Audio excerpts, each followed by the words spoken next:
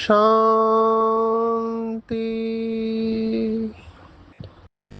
आज 22 जून 2025 भारत में रविवार है।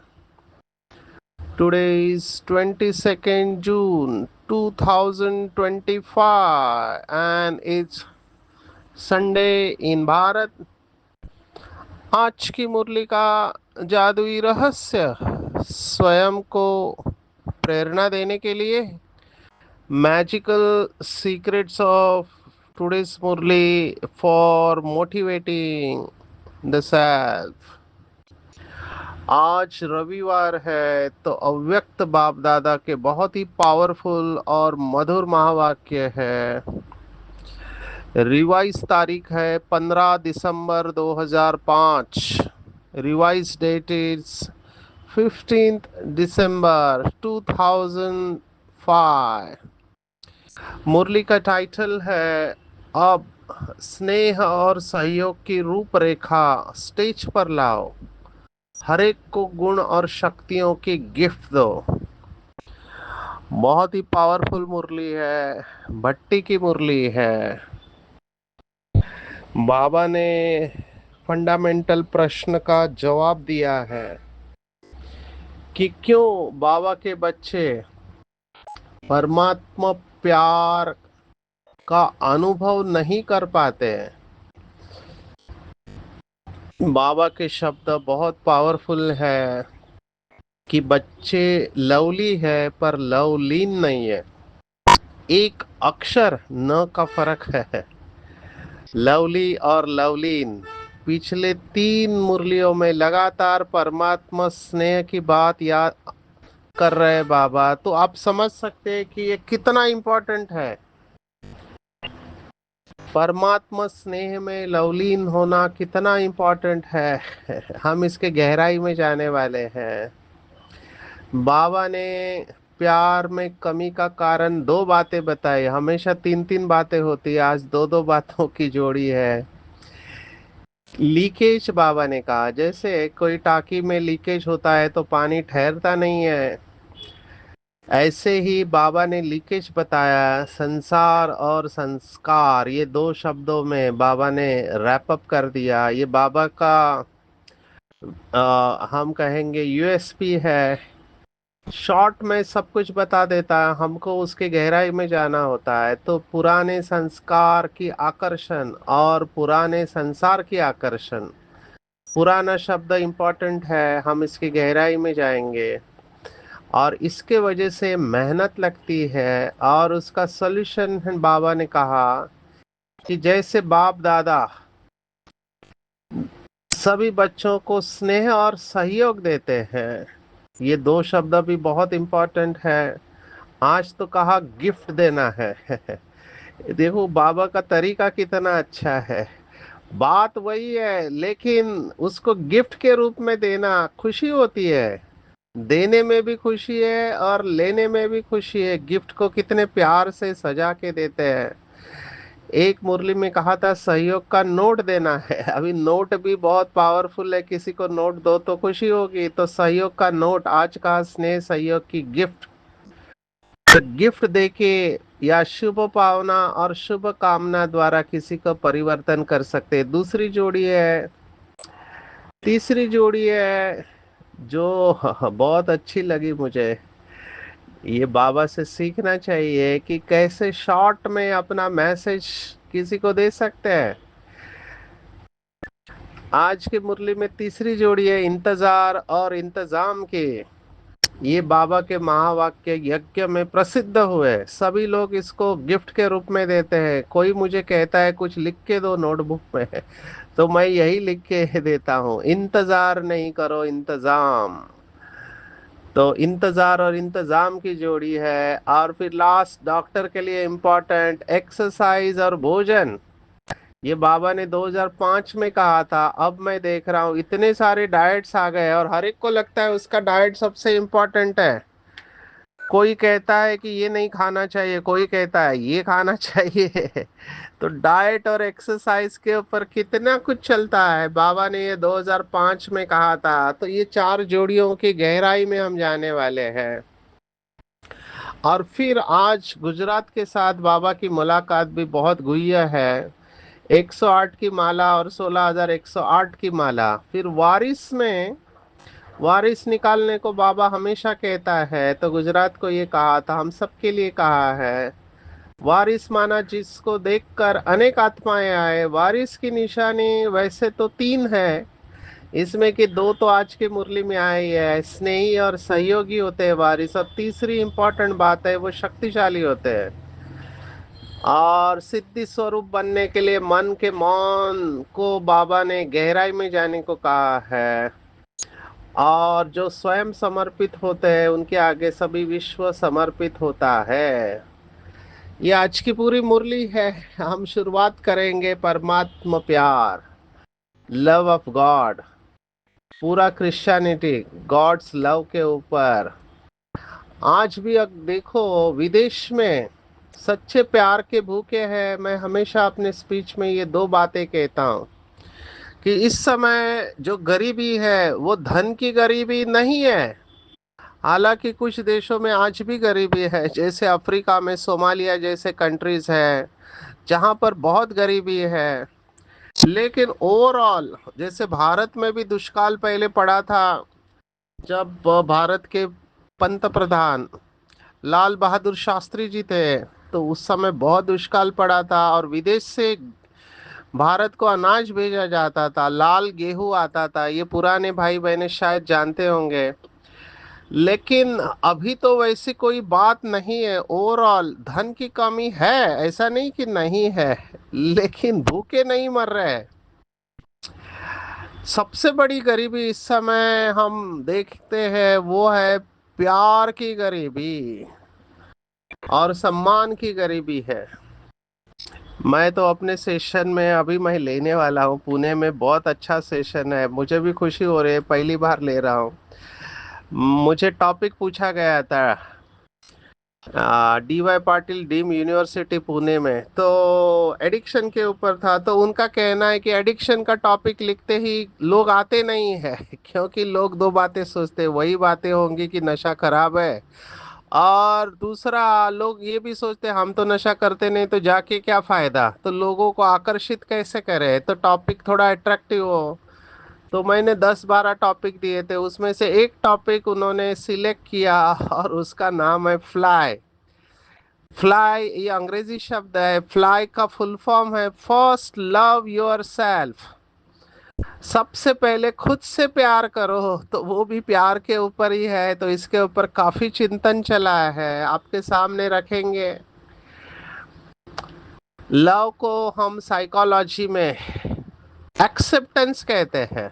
लव माना एक्सेप्टेंस, लव माना रिस्पेक्ट, माना प्यार को अगर आप दूसरा शब्द मुझे कहो तो मैं कहूँगा संपूर्ण स्वीकार करना ये प्यार है, संपूर्ण सम्मान देना ये प्यार है। तो उसके गहराई में जाना है। आज बाबा ने परमात्मा प्यार की बात कही है। मैं ये भी बताने वाला हूँ सेशन में, कहीं ना कहीं से हम परमात्मा को लेकर आते हैं सेशन में, क्योंकि हम भगवान के फरिश्ते हैं। तो हमारा काम है लोगों की बुद्धि भगवान की तरफ लेकर जाना। और हमने यह अनुभव किया है, तो हमको लगता है कि लोग भी इससे वंचित नहीं रहे। मैं ये भी सोचता रहता हूँ कि किसी भी बच्चे को अपने बाप से मिलाना ये सबसे बड़ा पुण्य है। तो सभी शिव बाबा के बच्चे हैं, तो शिव बाबा के बच्चे अपने पिता को भूले हुए हैं। बाबा जिसको शब्द इस्तेमाल करता है साकार मुरली में निधन के है, तो जिनके माँ बाप नहीं होते हैं वो बच्चे आपस में झगड़ा करते रहते हैं निधन के होने के कारण, तो उनको शिव बाबा से मिलाना ये सबसे बड़ा पुण्य का काम है। तो परमात्मा की महिमा हमारे सेशन में आती है। तो मैं हमेशा प्यार के बारे में ये कहता हूँ कि देहदारी का प्यार और परमात्मा का प्यार क्या फर्क है। तो देहदारी का प्यार भी इम्पोर्टेंट है। ये देहदारी के प्यार के लिए तो लोग जान दे देते हैं।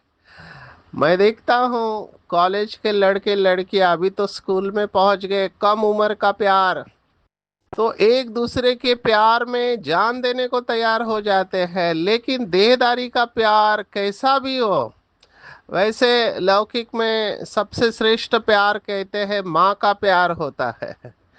किसी को दोस्त का प्यार ज्यादा अच्छा लगता है, किसी को माँ का, किसी को लाइफ पार्टनर का।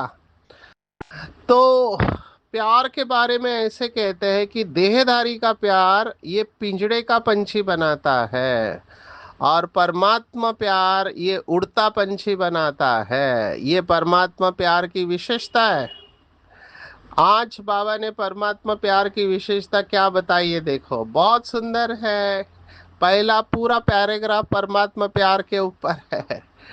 आप लिखते जाओ और इसके ऊपर मनन चिंतन करो कि नंबर 1, बाबा ने टाइटल ही दिया है आज का सम्मान कि मैं परमात्मा प्यार के अधिकारी आत्मा हूँ। माना सभी को भगवान का प्यार नहीं मिलता है, इवन भक्तों को भी परमात्मा का प्यार नहीं मिलता है, सहयोग मिलता है, साक्षात्कार होता है। प्यार अलग चीज है। परमात्मा प्यार विश्व में कोटों में से कोई को प्राप्त होता है, नंबर 1, कोटों में से कोई। नंबर 2, परमात्मा प्यार निस्वार्थ प्यार है। कोई कितना भी कुछ कहे देदारी कि मेरा सेल्फलेस लव है, मुझे आपसे कुछ नहीं चाहिए, हो नहीं सकता। बाबा ने स्पष्ट कहा है कि मनुष्य आत्मा शरीरधारी होने के कारण कोई ना कोई स्वार्थ में आ ही जाती है। आप चाहो नहीं चाहो स्वार्थ आ ही जाएगा, क्योंकि शरीर है, शरीर की जरूरतें होती है। तो शरीर को खाना चाहिए शरीर को पानी चाहिए, शरीर को सेवा चाहिए, तो स्वार्थ आ ही जाता है। लेकिन परमात्मा को तो अपना शरीर है ही नहीं, इसलिए उसका प्यार निस्वार्थ प्यार है। अंग्रेजी में कहते हैं अनकंडीशनल लव एंड एक्सेप्टेंस, बिना किसी शर्त का प्यार होता है। वो हिंदी का बॉलीवुड का गीत है, कोई प्यार में शर्त होती नहीं है, मगर तुमने प्यार शर्तों पर किया तो वो कंप्लेंट करते रहते हैं देहदारी कि मैंने तुम्हें इतना प्यार दिया, तुमने मेरे लिए क्या किया। ये प्यार नहीं है, ये बिजनेस है कि मैंने तुमको इतना प्यार दिया, तुमने मुझे क्या दिया पूछना ही नहीं होता है। प्यार में केवल देना होता है, देना देना और देना। जैसे ही आपने लेने का सोच लिया, आपके दुख की शुरुआत हो गई बहुत लोग रिलेशनशिप्स में यही सोचते हैं कि मैं इसके लिए इतना मरती हूँ या मरता हूँ, लेकिन मुझे क्या मिला, मुझे कुछ नहीं मिला। इनके लिए इतना मरने के बाद भी मेरी ये हालत है। तो प्यार में केवल देना देना और देना। रिलेशनशिप्स का बेसिक, रिलेशनशिप में एनर्जी डायनामिक्स बोलते हैं हम कि एनर्जी एक्सचेंज होती है। लेकिन जैसे ही आपने लेने का सोचा, तो फिर आप दुखी होने की शुरुआत करते हो। चिंतन करेंगे बाबा का प्यार केवल निस्वार्थ प्यार है। फिर तीसरी पॉइंट, परमात्मा प्यार ब्राह्मण जीवन का आधार जीवदान है। अगर समझो बाबा का बच्चा बनने के बाद परमात्मा का प्यार अनुभव नहीं होता है, तो जीवन सूखा जीवन हो जाता है, रमणीक नहीं रहता।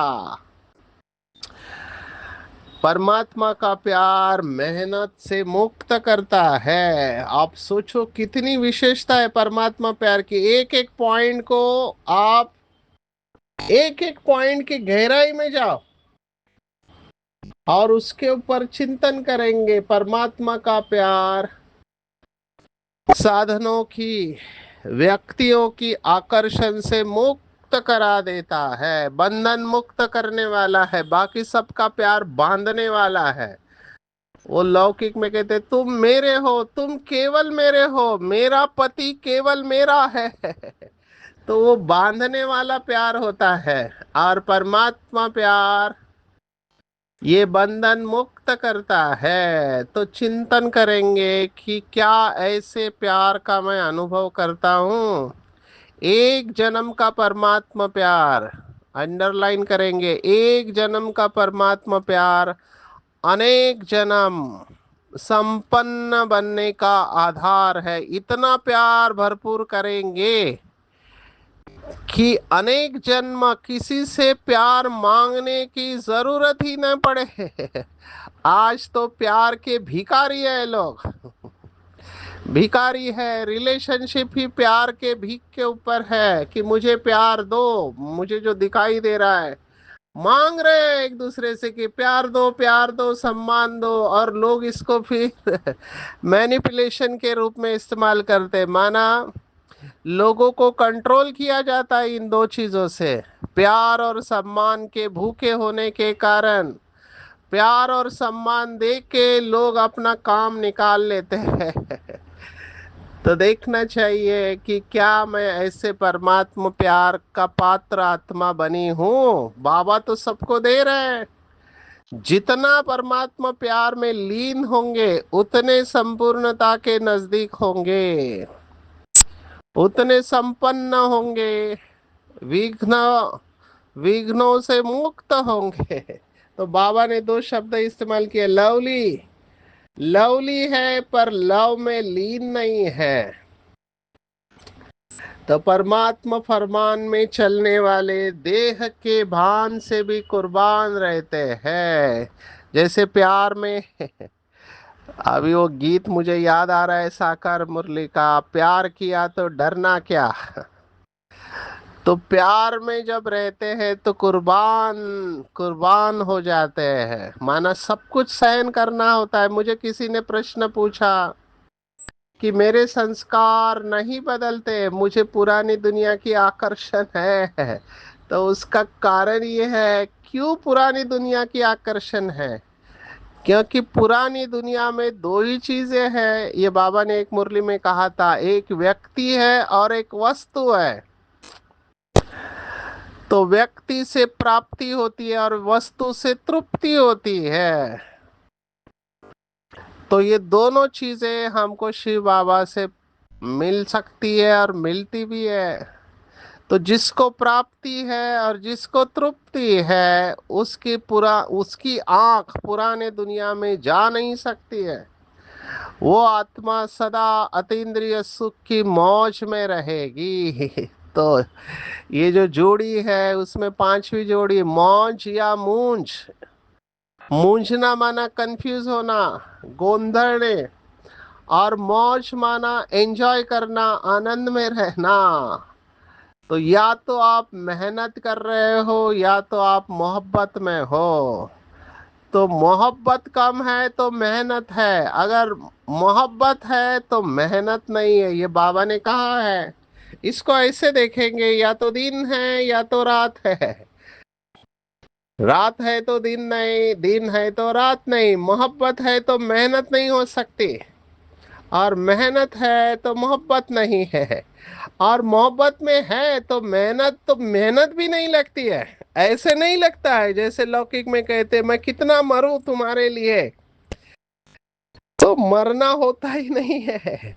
वो मरना भी सदा काल के लिए जीना है। तो इसका कारण बाबा ने बताया, दो लीकेज। पुरानी दुनिया में पुराने संस्कार और पुराना संसार ये आकर्षित करते हैं। पूरा खेल इसी के ऊपर है कि आपको क्या खींच रहा है। मैं इसको ऐसे कहता हूँ, या तो बाबा खींच रहा है या पुरानी दुनिया खींच रही है। दोनों नहीं हो सकता। या तो आप उड़ रहे हो या तो फ्लाइंग स्टेज है, या तो फिर आप धरनी पर हो, उड़ नहीं पाते हो, क्योंकि जितना बॉडी कॉन्शियसनेस ज्यादा, जितना देहभान अभिमान ज्यादा, उतना उड़ने में मेहनत। या तो पुरानी दुनिया खींच रही है या शिव बाबा खींच रहा है। तो चेक करने को बाबा ने कहा है कि क्या ये लीकेज से आप मुक्त है। अभी ऐसे नहीं है कि बाबा के बच्चों का बाबा से प्यार नहीं है, प्यार है। लेकिन वही बात है, जमा कर रहे हैं, लेकिन लीकेज होने के कारण वो शक्ति जमा नहीं होती है, खर्चा हो जाती है। जिसे बाबा ने कहा कमाया खाया और खर्चा किया, उड़ने का अनुभव नहीं हो सकता। जैसे कोई एरोप्लेन है, अभी एरोप्लेन बार बार आ रहा है, एरोप्लेन है, अभी उसको उड़ने के लिए फ्यूल चाहिए। फ्यूल माना तेल चाहिए। अगर वो टाकी एरोप्लेन की लीकेज हो गई तो एरोप्लेन लंबे समय तक हवा में रह नहीं सकता है, आपको नीचे आना पड़ेगा। इसलिए टाकी फुल रखना है, और टाकी में लीकेज होने का कारण है पुराने संस्कार और पुराना संसार। बाबा ने देखो क्या याद दिलाया, बाबा कोई भी बहाना देना नहीं चाहता, शब्द को ही बदली करो। ये जो कहते हैं पुराने संस्कार, बाबा ने पुराना शब्द को ही लिया है, कहा है सबसे पुराना तो आपका आदि का संस्कार है। आपका आदि का संस्कार, अनादि संस्कार और अंत का संस्कार, ये सभी श्रेष्ठ है। जिसे आप पुराना कह रहे हो वो पुराना है ही नहीं, वो तो मध्य का संस्कार है। तो पुराना शब्द भी निकाल दो डिक्शनरी से। और बाबा ने एक मुरली में बहुत सुंदर कहा था, जिसे आप मेरा संस्कार कहते हैं वो आपका है ही नहीं, किसी और की चीज को अपना कहना ये भी अमानत में खयानत है। ये आपका नहीं है, ये रावण का संस्कार है। हम रावण के बच्चे नहीं हैं, हम शिव बाबा के बच्चे हैं। इसको बहुत अच्छी तरह से अंदर फिट कर लेना, मैं शिव बाबा का बच्चा हूँ, ना कि रावण का बच्चा। तो रावण के संस्कार मेरे संस्कार नहीं है, जो बाबा के संस्कार है वो मेरे संस्कार है। तो मेरा संस्कार शब्द भी निकाल दो डिक्शनरी में, पुराना शब्द भी निकाल दो डिक्शनरी में।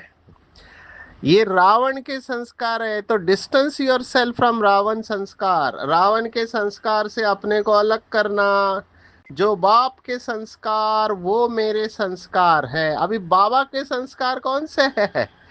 तो हमने पहले भी देखा, बड़ा बाबा छोटे दिल में रह नहीं सकता। बड़ा बाबा बेहद का बाबा, बड़े दिल वाला है। बाबा बड़े दिल वाला है, cardiomegaly we call it in English. उदार चित्त है। जो बड़े दिल वाला होता है वो हर एक के प्रति स्नेह और सम्मान स्वरूप सहयोगी है। ये सम्मान, जैसे हमने पहला सम्मान देखा, मैं परमात्मा प्यार की अधिकारी आत्मा हूँ, आदि अनादि बाप समान संपूर्ण पवित्र हूँ। तीसरा, मैं सम्मान दाता आत्मा हूँ, हर एक को स्नेह और सम्मान देना मेरे संस्कारों में है, क्योंकि मेरे बाप का संस्कार वही है, तो मेरा भी वही संस्कार है। बाबा ने देखो क्या कहा कि आखिरी बच्चे से भी बाप का उतना ही प्यार है। कितने बार कहा है, पता है ये आखिरी है, फिर भी बाबा के प्यार में कभी फर्क नहीं पड़ता है। बाबा कभी किसी बच्चे का अवगुण व कमजोरी संकल्प में भी नहीं रखते। लाडला सिकिलदा मीठा मीठा है। इसी दृष्टि वृत्ति से देखते तो हम भी बाप समान आत्मा है। हर एक बाबा का बच्चा और दुनिया में भी लाडला है, सिकिलदा, मीठा मीठा क्यों है? क्योंकि अपना एक्यूरेट पार्ट प्ले कर रहा है। अभी बाबा क्या करता है? पहले तो शुभ भावना रखता है, शुभ भावना और शुभ कामना। तो बाबा, जैसे बाबा है वैसे बाबा के बच्चे। तो बाबा जैसे शुभ भावना रखता है, हमको भी हर एक के प्रति कल्याण की भावना रखनी है। बाबा ने कारण दिया है कि आप प्रकृति को जीत रहे हो तो क्या आत्मा को परिवर्तन नहीं कर सकते? कर सकते हैं। केवल शुभ भावना और शुभ कामना, बहुत अच्छी आत्मा है, श्रेष्ठ आत्मा है, महान आत्मा है। और जब ये करेंगे तब बाबा ने कहा माला बनेगी, क्योंकि माला तभी बनती है जब मन का मनके के नजदीक आता है। तो जो भी डिफरेंस ऑफ ओपिनियन है उसको छोड़ के विशेषता देखेंगे और शुभ भावनाओं का सहयोग देंगे। बाबा ने कहा संदेश तो बहुत दिया, अभी गुणों का सहयोग दो, संदेश वाहकों के सहयोग और स्नेह की रूपरेखा स्टेज पर लाओ, महादानी बनो। समझो कोई कमजोर है, कोर्टों में कोई है, फिर भी हमारा टाइटल है मास्टर सर्वशक्तिवान, और मास्टर सर्वशक्तिवान माने शक्तियों की लेन देन करना। तो हमको हर एक को गिफ्ट देना है, मैं मास्टर दाता हूँ। ये दो समान लगातार आ रहे हैं, मैं रहम दिल और मास्टर दाता हूँ। तो कोई अगर गड़बड़ कर रहा है, ठीक नहीं चल रहा है, तो रहम दिल बन को उसको दान दो, कल्याण की भावना वृत्ति द्वारा, कल्याण के वायुमंडल द्वारा गुणों की और शक्तियों की गुणों की और शक्तियों की गिफ्ट दो। अगर कोई गिरा हुआ है तो गिरे हुए को गिराओ नहीं, चढ़ाओ, ऊंचा चढ़ाओ, क्योंकि भगवान ने उसे स्वीकार किया। मैं रिजेक्ट करने वाली कौन हूँ? समझो कोई आत्मा गलत काम कर रही है, फिर भी वो बाबा तो कह रही है, तो बाबा ने उसको स्वीकार किया। मैं रिजेक्ट करने वाली कौन? हमेशा बाबा को आंखों के सामने रखेंगे तो सब कुछ सरल हो जाएगा। जब बाबा को निकाल के हम उस देहदारी को देखते हैं तब डिस्टर्ब होते हैं। उसको वहां रखने वाला कौन? उसको चुनने वाला भगवान ने चुना है, तो मैं कैसे रिजेक्ट कर सकती हूँ? ऐसे एक दूसरे को उमंग उत्साह देना है। एक्सरसाइज और भोजन, एक्सरसाइज सब करते हैं, मन की एक्सरसाइज सभी नहीं करते। आज इंटरनेशनल योगा डे पे बहुत भाई बहनों ने बहुत सुंदर सेवा की, मुबारक हो सभी को। भोजन है व्यर्थ और निगेटिव संकल्प का। मुझे पता नहीं कितने लोगों ने ये कहा है, जिनको समय मिला है उन्होंने जरूर कहा होगा कि ये अशुद्ध भोजन है, इसका त्याग करके सदा शुद्ध संकल्प करना है। माला के ऊपर आते हैं। वारिस क्वालिटी, बाबा ने देखो 2015 में कहा था, और दादी ने भी कहा था कि 108 की माला तैयार है और 16,108 की आधी बनी हुई है। तो बाबा ने ये होमवर्क समय समय पर दिया हुआ है। आते हैं वरदान के ऊपर, बहुत पावरफुल वरदान है। बाबा ने कहा शुरुआत में जैसे बच्चों ने मौन व्रत रखा था तो सभी फ्री हो गए, ऐसे मौन का मौन रखने से व्यर्थ संकल्प समाप्त हो जाते। मैं देखता हूँ कई बाबा के बच्चे बड़ी पोस्ट पर होने के बाद भी मौन रखते हैं। इनकी मुबारक हो, क्योंकि एक बार आपने इसका टेस्ट कर लिया तो आपको बोलने का दिल नहीं करेगा। ये भी इसका एडिक्शन होता है। मुख से आवाज न निकले वैसे व्यर्थ संकल्प न आए, ये है मन का मौन। तो मन के मौन की व्याख्या बाबा ने बताई, जैसे मुख का मौन होता है वैसे मन में व्यर्थ संकल्प नहीं आए। और जैसे ही आप इस मन के मौन की अवस्था में जाएंगे तो आप बहुत कुछ डिस्कवर करेंगे, नई नई इन्वेंशन होगी। और विशेष बाबा ने जो बताया कि साधना कम और सिद्धि ज्यादा होगी, ये भी बहुत इंपॉर्टेंट है। जैसे ही आपकी एनर्जी स्टोर होने लगती है, साधना कम सिद्धि ज्यादा, जैसे साइंस के साधन सेकंड में विधि को प्राप्त कराते हैं, वैसे ये साइलेंस के साधन है मन के मोहन, सेकंड में विधि से सिद्धि प्राप्त होगी। इसके ऊपर चिंतन करेंगे कि कैसे मैं दिन भर मन के मौन को बढ़ाते जाऊं। पूरी रूप से समर्पित होना है, उनके आगे सभी का सहयोग भी समर्पित हो जाता है। किसी भी प्रकार की व्यक्ति वैभव अपने तरफ आकर्षित नहीं करे, क्योंकि अगर आकर्षित किया तो फंस जाएंगे। जो अनासक्त होंगे उनके आगे ये साधन भी दासी के रूप में होंगे। इसके लिए अंतर्मुखी बन के चेक करना है। आज की पूरी मुरली में टेक होम है, मैं परमात्मा प्यार की अधिकारी आत्मा हूँ। मैं सबको स्नेह सहयोग की अंजलि देने वाली महादानी आत्मा हूँ। मास्टर रहम दिल, मास्टर दाता हूँ। सदा रूहानी एक्सरसाइज और रूहानी भोजन करने वाली शक्तिशाली आत्मा हूँ। परमात्मा प्यार की पात्र हूँ। पुराने संसार और संसार की आकर्षण से परे रहने वाली, बाप के दिल में समाई हुई परमात्मा प्रेमी आत्मा हो।